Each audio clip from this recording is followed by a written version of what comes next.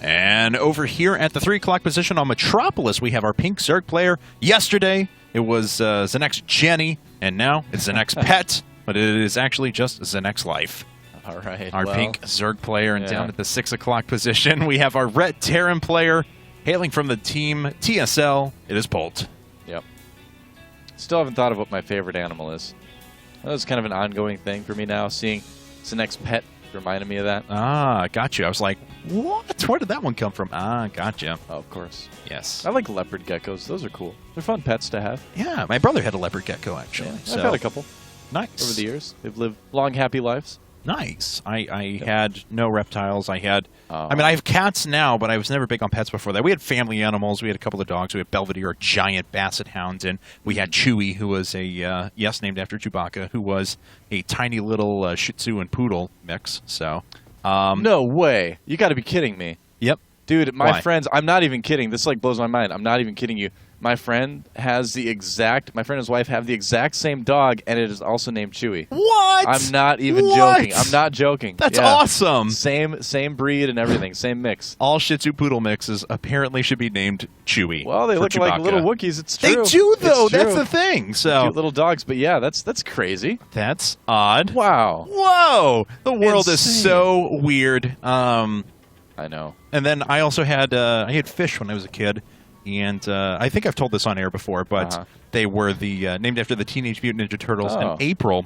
Cool. I even had April in there, too. And I even had a themed, like... this one. Oh, yeah. I even had a themed aquarium for them. Really? And I went away for a weekend, and I came back, and all the water was drained out of it because there was a leak in it because it was a cheaply made aquarium, and all my fish were dead. And it was devastating to me as a little kid. You know, it's too bad they weren't mutants. They could have lived. Maybe could have learned to breathe air.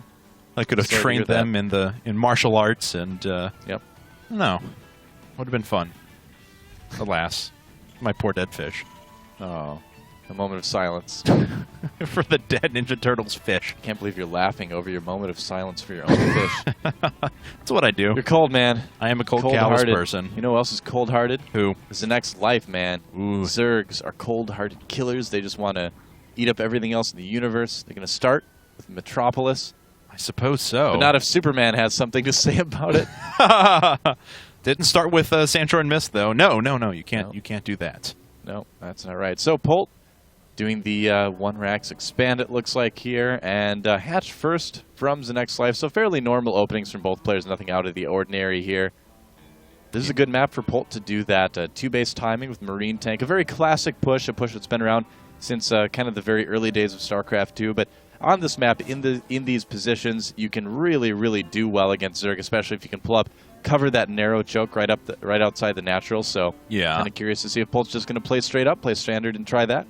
And loses his SCV inside of his opponent's base. And you know, I really like this map. The more and more I'm watching it, the more and more I'm casting on it. I really do enjoy it. It's a good map, yeah. Because the walk distances are still long enough, even when you're in these positions. The air distance is pretty close, mind you, but the walk distance is still long enough that I think this makes for a good macro map, and I've seen some pretty long games here that have made for some pretty compelling action.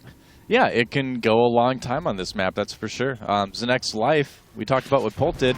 Well, he's going to cancel that bunker here. Zenek's Life causing a little bit of harassment here. This is very typical Zenek's Life. He loves to get into the natural expansion and just kind of be irritating, you know? We saw him do quite a bit of damage to his last Terran opponent with these early Zerglings, and so this is kind of his style. And we've seen him go multiple ways out of this. You know, we've seen him go for Infestor play. We've also seen him go for Mutaling. I feel like on this map, Infestors are a little bit better just because Mutas don't quite have as much room to fly, I guess, around the bases. It's not as easy to kind of bounce back and forth, but we'll have to see what Life chooses.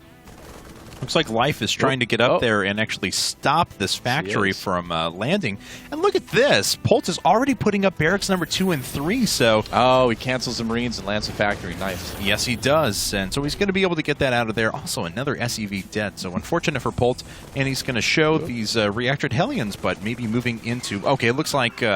Zenek's Life has already seen the other barracks. Yep, saw what he needed to see. No reason to keep those Zerglings there to die to the Hellions, so he's just going to go home, do a little bit more scouting here. And a second factory for Polt. Interesting. All right.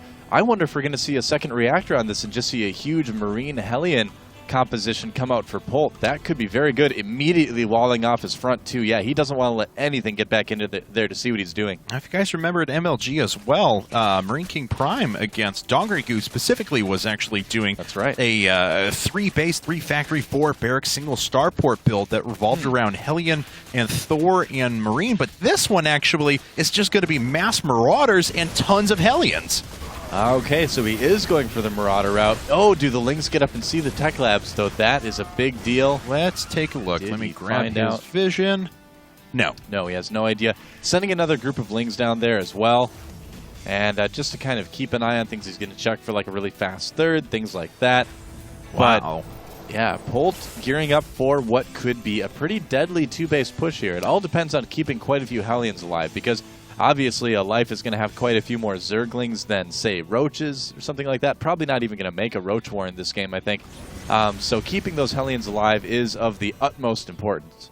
And looks like a few more Lings are going to run around the left-hand side. Oh, no. And Oh, the Hellions. Okay, so he does have some behind the wall now. yes, he does. He still has not revealed the Marauders Oh, man, either. that bunker's getting low. Oh, the Lings get through. Oh, wow, they actually surround no. the Hellions as well. It's going to force a lot of stuff back. Uh-oh, in Life, he jumped up there. He actually wanted to go back because he knew he saw something that was a little out of the ordinary, but I don't know if he got a read on the Marauders or not. I don't think he did. I don't think he saw them quite yet. He's not moving in an Overlord or anything yet to check as well. Losing those Hellions does hurt. Every Hellion is very important in this type of push. Marauders can't do very well against Zerglings here. I mean, we don't have Stim quite finished at all either. This is kind of a weird timing for Polt. He's not going to get there when Stim finishes unless he just kind of sits and waits for a little bit. I mean, he is producing so many units and his supply is rocketing so far forward. I mean, I hesitate to call this all in, but I mean, he's going to require such a it's going to require such an immense amount of resources to pull this off. Yeah, it's definitely, I would say, a 2-base all in. I mean, you know, what if Life goes Mutas after he survives this? What's Polt going to do, you know? So yeah. Here he comes, trying to get that surround here. He does manage to catch some Hellions, but will it be enough Zerglings? Oh, Banelings coming in as well, and they're going to detonate on the Marauders. That's the best-case scenario for Polt, and he's looking like he might take a game, too, here. All right, it's getting pretty close. 24 more Lings coming out, though, and the Lings may be able to surround all these units. Reinforcements are starting to make their way in. Concussive Shell and Stim is not done yet. Queen attacking from the high ground as well, trying to pick away at those Hellions, but not really doing all that much damage. Yep, and those Marauders are going to make short work of that Queen as well. The Lings going after the Marauders here. So Zenex Life overall handling this very well. He's lost a lot of units, but not a lot of drones. And look at this. He actually holds off Polt. Yes, he does. His Stim is still just not done. It's inches away. Now finally finishes up, and we'll see if Polt continues with this. Yeah, well, what's the worker count right now for both these guys? Because Life is on 3 bases. 52 drones to 40 SCVs. He's had to make a couple more offensive units than he would like to, I think. Polt continuing with the aggression here, forcing a lot of units out of Life. And Life, because of those double upgrades, did decide to go for Infestors. And, oh, the Hellions need to be microed. Oh, and they are. Even though Baneling's speed is done, Baneling's not quick enough to catch up to those Hellions. More units rolling in for Polt now. That is a staggering amount of Hellions he's got along with this. He just cannot get those surrounded or hit by the Banelings. Yep, and, oh, it's always just so close. Nice target fire on those Banelings.